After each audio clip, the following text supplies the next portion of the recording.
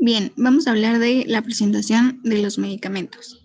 Esta presentación varía según su característica, el sitio en el que se va a aplicar, su biodisponibilidad, la reacción que se desea tener y también presenta una variedad de presentaciones. Cada fármaco, su presentación cuenta con dos cosas. La primera es el principio activo y la segunda es un vehículo. En este vehículo es donde se le va a dar la estabilidad al principio activo. Con vehículo nos referimos a la forma en la que está este medicamento. Puede ser líquida, puede ser sólida y existen varias de estas. La primera es la cápsula. La cápsula, como todos la conocemos, es es un medicamento que está compuesto por gelatina, un sistema de gelatina con dos valvas. La más larga contiene el medicamento y la otra se puede decir que es la tapita. En esta se contienen los polvos que no están comprimidos. Su tiempo de absorción es variable y depende del alimento. Esta gelatinita que llamábamos que es la que cubre el medicamento en polvo, la cubre del sol y también cubre el sabor del fármaco. Esta tiene que estar exactamente en un lugar seco, no en un lugar húmedo, porque se reabsorbe. Es por eso que cuando está en contacto con la saliva, permite su deglución. También esta puede tener una capita entérica que resiste los ácidos que tenemos en el estómago. Su fundita también puede controlar la liberación de la dosis y con respecto a los ácidos del estómago. Por otro lado tenemos los medicamentos comprimidos. Los medicamentos comprimidos son una forma farmacéutica sólida, es el polvito, pero se le aplica presión en un molde y se puede fraccionar. También es de rápida disolución. Hay algunos que están recubiertos y hay otros que no. La mayoría está comprimido por capas múltiples con un núcleo para su velocidad de liberación. Hay muchos otros que son comprimidos, pero su liberación es prolongada. Y otros contienen efervescencia para ayudar a la degradación de en los ácidos del estómago. Otra presentación es la crema, que es de estructura semisólida y es un tratamiento tópico, se aplica en la piel, en la dermis y es a base de agua. Tenemos el ungüento o la pomada, que también tiene estructura semisólida, es a base de grasa, igual es tópica. Algunos de estos contienen vaselina, parafina o cera. Tenemos las pastillas que son comprimidas y son circulares. Tenemos también los supositorios, que esos son vía anal. Esos están hechos de ceras para que se pueda ablandar a alguna temperatura. Los óvulos, que ese es de consistencia sólida y ese es vía local. Las inyecciones que se encuentran en ampolletas. Las ampolletas pueden ser de cristal o plástico. Tienen un frasco y tienen una jeringa. También tenemos los jarabes. Estos jarabes contienen azúcar, su consistencia es líquida, un poco viscosa en algunos casos. Tenemos los colíricos, que es vía ocular y es local. Tenemos el Oten, que es vía local también. Y por último tenemos las grajeas. Estas son unas tabletitas que están recubiertas. Están recubiertas para proteger pues el activo que está del fármaco en el medio ambiente. También otra función de que estén recubiertas es enmascarar el olor, el sabor y protegerlo de la luz y el calor. Bien, ahora les voy a hablar del efecto placebo. Primero voy a explicar un poquito qué es placebo. El término placebo viene de latín yo, por favor. Esto es para describir tratamientos inocuos en la salud del paciente. Estos efectos pueden ser benéficos o pueden ser tóxicos. La palabra placebo y nocebo tienen un poquito más que ver con el cerebro.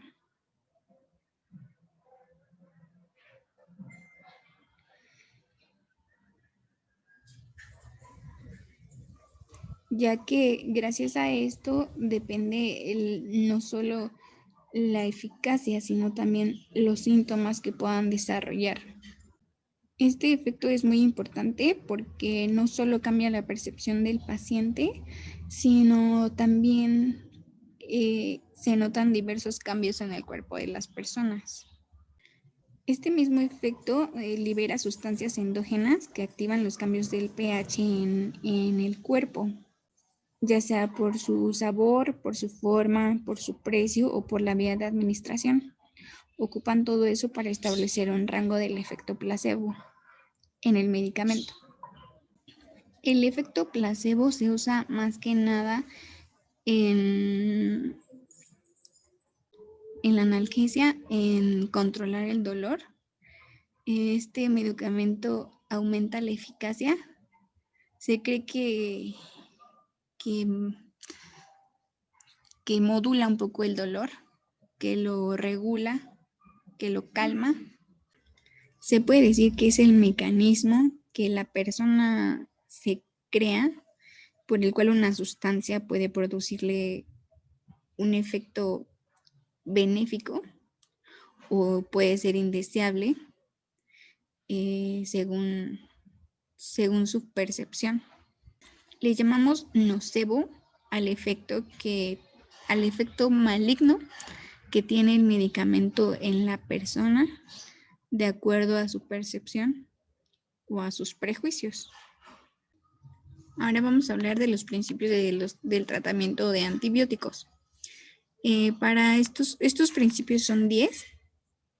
El primero de ellos es definir el problema con el que llega el paciente. El número 2 es realizar un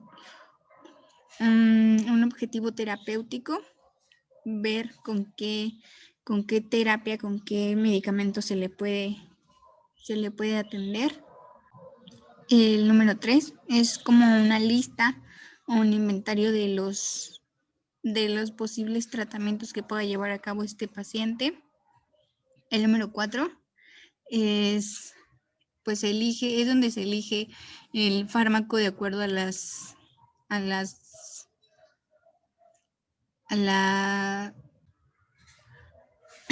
perfil del paciente, ya sea en cuanto a su salud, por ejemplo, puede ser la eficacia, la conveniencia, la seguridad, el costo también es muy importante.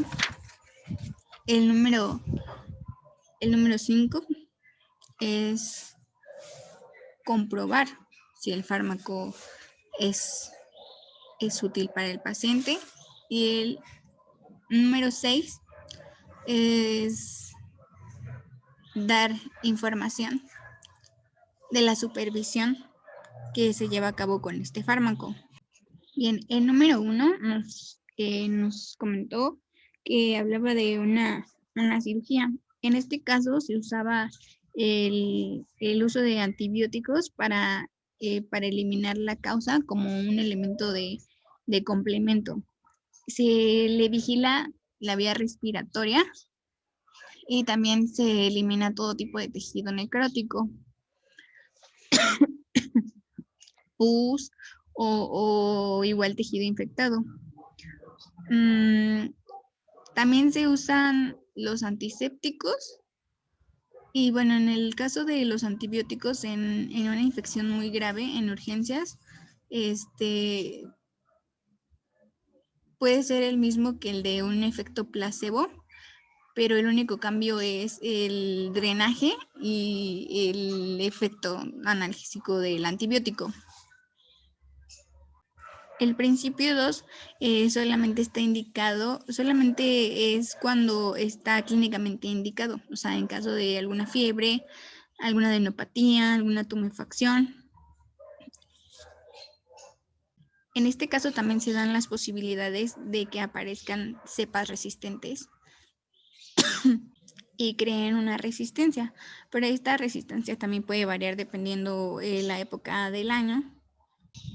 El principio 3 nos habla que se tiene que utilizar el antibiótico lo más pronto posible en función a los resultados de que tenga el cultivo de antibiograma.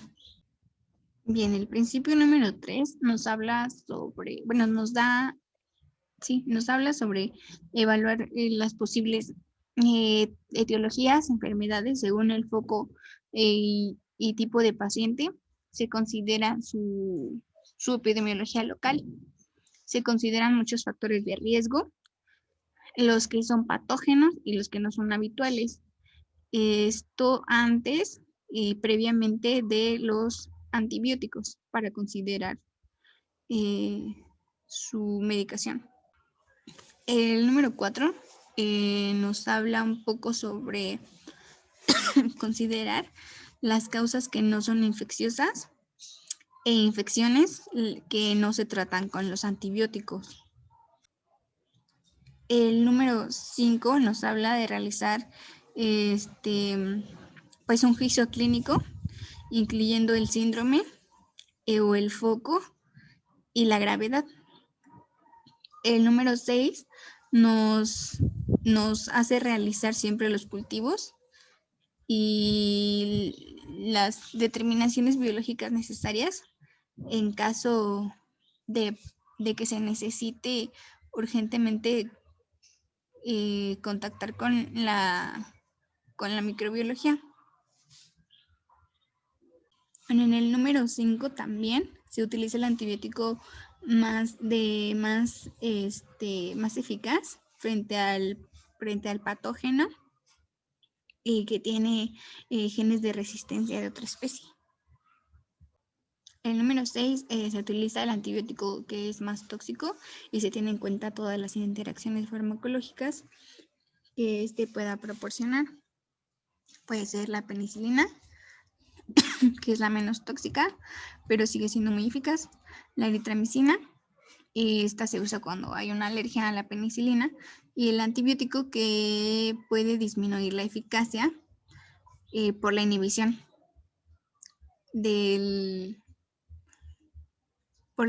al matar a las bacterias. El número 7 se utilizan combinaciones de los antibióticos solo cuando es necesario,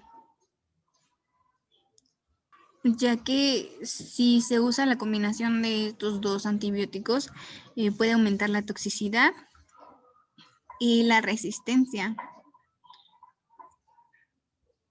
Tampoco no se pueden combinar antibióticos que son bactericidas con antibióticos que son bacteriostáticos.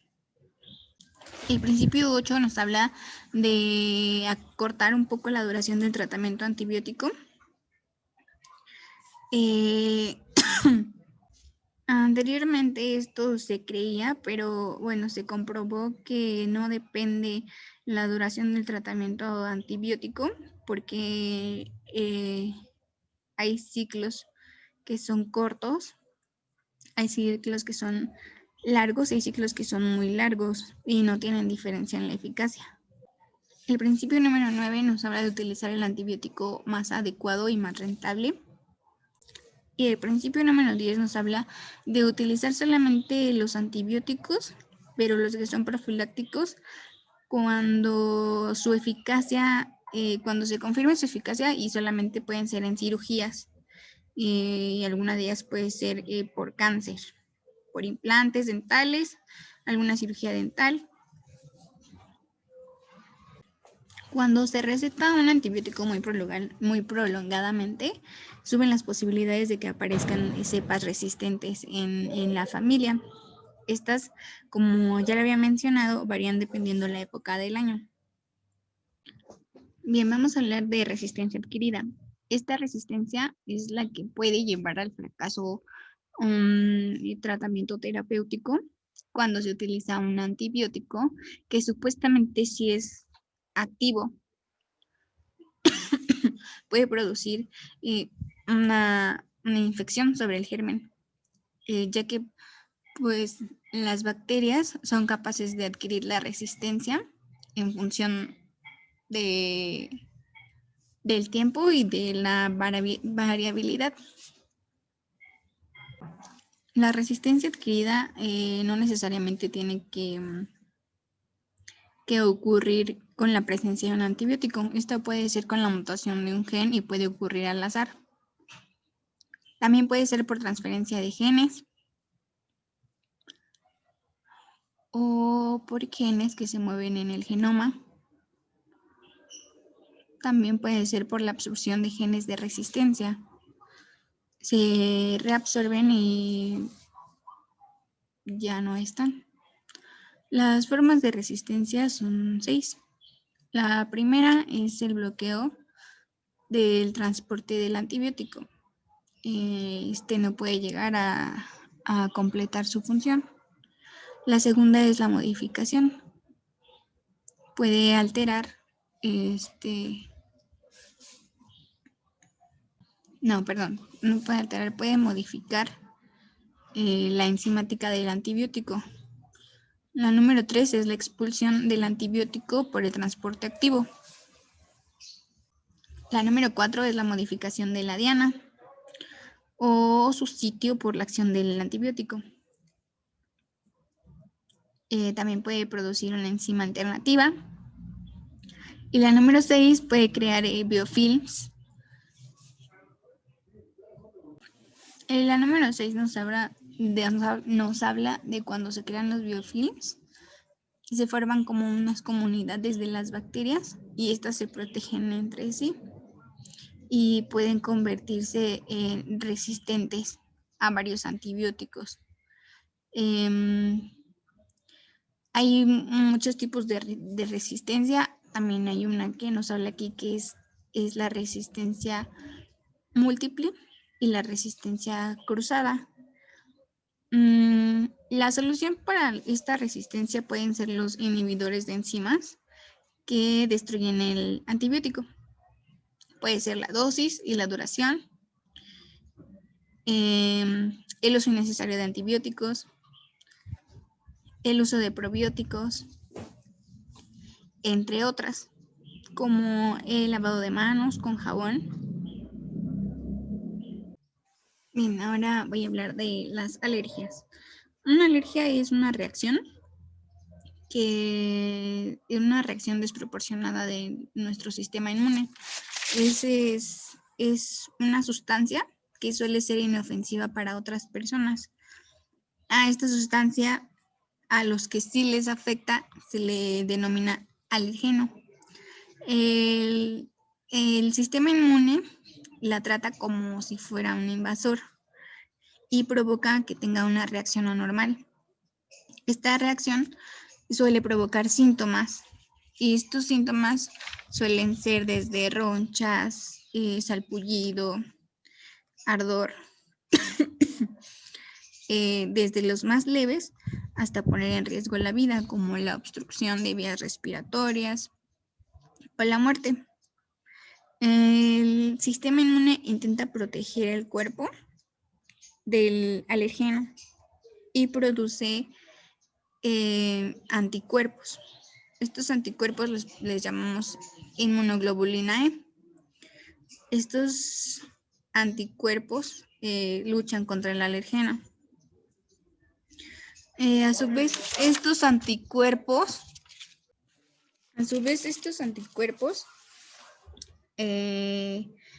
hacen que nuestras células, que se llaman mastocitos, liberen ciertas sustancias químicas. Una de ellas es la histamina. Esta la libera en el torrente sanguíneo para defenderse del alergeno invasor. Es precisamente la liberación de estas sustancias el que causa las reacciones alérgicas. Algunas alergias también son hereditarias. Hay muchos tipos de alergias. Pueden ser las alergias aerotransportadas, las alergias alimentarias, las alergias a medicamentos, las alergias a sustancias químicas y las alergias a venenos de animales.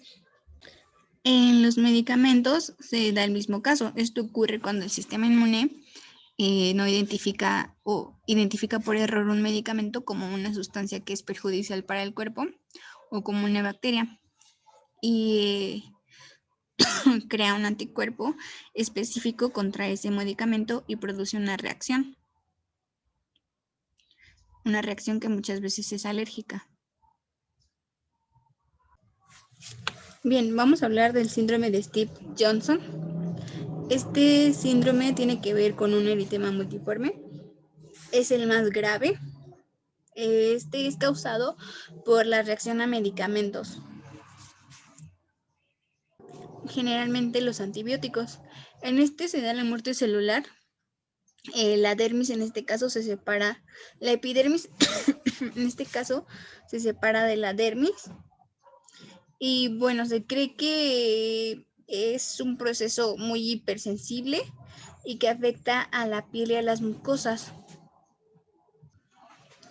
Su reacción puede ser una semana después de la administración del medicamento.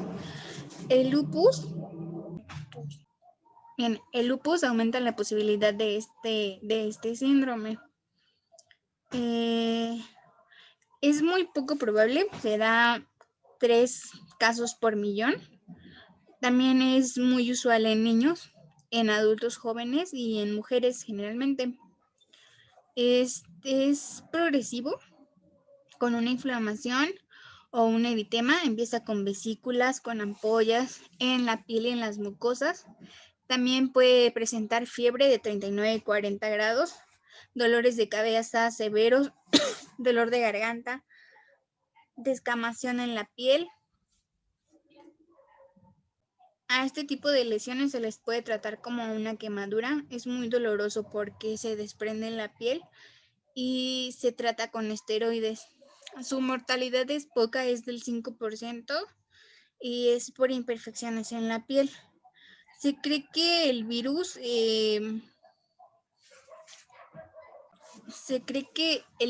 más la administración de este medicamento, altera la estructura de la dermis y es reconocida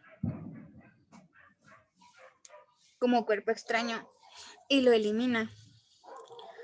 En este caso, el cuerpo carece de eliminar, o el metabolismo del cuerpo carece de eliminar las sustancias reactivas o nocivas de los medicamentos, y estas son las que provocan la reacción citotóxica.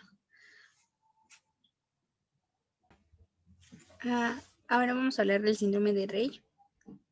Es una forma de encefalopatía aguda. Esta es la infiltración de la grasa al hígado, que tiende a aparecer después de alguna infección viral. Se da generalmente o se relaciona con la gripe A y la gripe B y la varicela.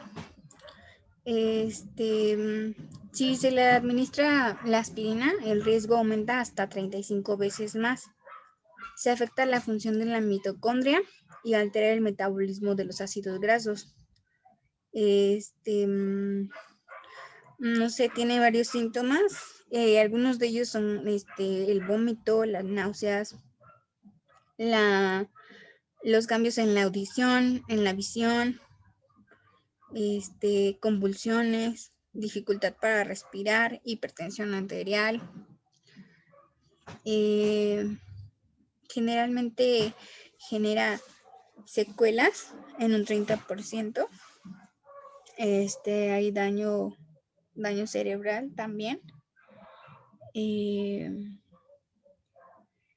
no se cuenta con un tratamiento específico para este síndrome. Bien, ahora vamos a hablar del síndrome de Guillain-Barré. Este trastorno es muy poco frecuente, se desconoce su causa, pero se le asocia con enfermedades virales y con vacunas.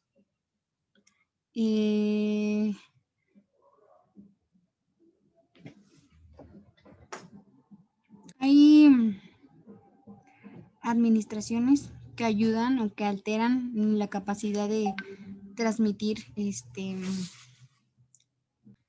estas pueden causar, ataca principalmente a los nervios, hay debilidad muscular, puede ser hipertrofia muscular, parálisis, fascias, manchas, hay dificultad para respirar, no puede sentir calor, dolor. Esta puede comenzar a los 5 días después de la infección y progresar. Su mortalidad es del 2%, 10% se recuperan al año, ocurren en 8 de cada 100,000, se da más en adultos jóvenes. La pérdida de la percepción y de las señales producen dolor por el cerebro. Los afectan a los nervios más largos. Puede haber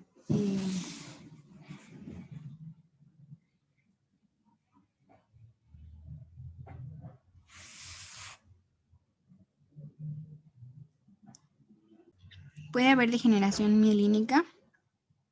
Tampoco hay un tratamiento específico para este síndrome. Bien, ahora voy a explicar qué es la beta-lactamasa y lo que produce. La beta-lactamasa es una enzima producida por algunas bacterias y esta es responsable de la resistencia de estas bacterias ante una acción del antibiótico, que son algunos beta-lactámicos como las penicilinas, las cefalosporinas, entre otras.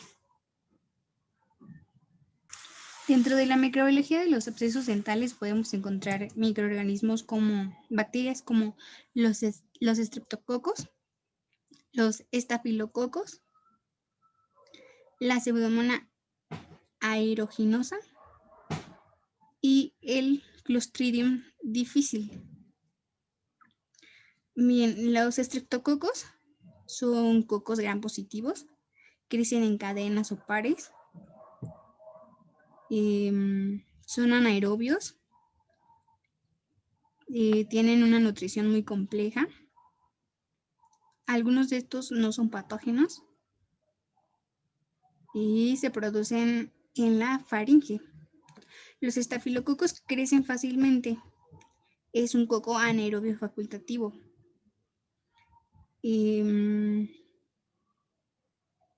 Puede tener resistencia a muchos antibióticos y tienen muchas proteasas. Algunas de estas son tóxicas. Tenemos el E. coli, que es una bacteria enterobacterial, es gram negativa, es bacilar, es anaerobia facultativa. Esta puede producir diarrea y infecciones en vías urinarias, puede producir resistencia a la amoxicilina, a las cefaloporinas y al niprofloxacina. La Pseudomonas aeruginosa es una bacteria gram negativa, es aeróbica, tiene movilidad unipolar. Esta bacteria es oportunista, produce gran variedad de toxinas, es muy exigente en los nutrientes. Esta interfiere en los pulmones, en las vías urinarias y en algunas ocasiones puede causar muerte. Esta es resistente a muchos antibióticos por muchísimos mecanismos. La Clostridium es un bacilo gram positivo. Este es móvil, tiene forma de espora, es anaerobia, es porta microbiota normal. Se genera generalmente en el intestino. Se relaciona con la diarrea. Es negativa al antibiótico. Y esta se combate con metronidazol.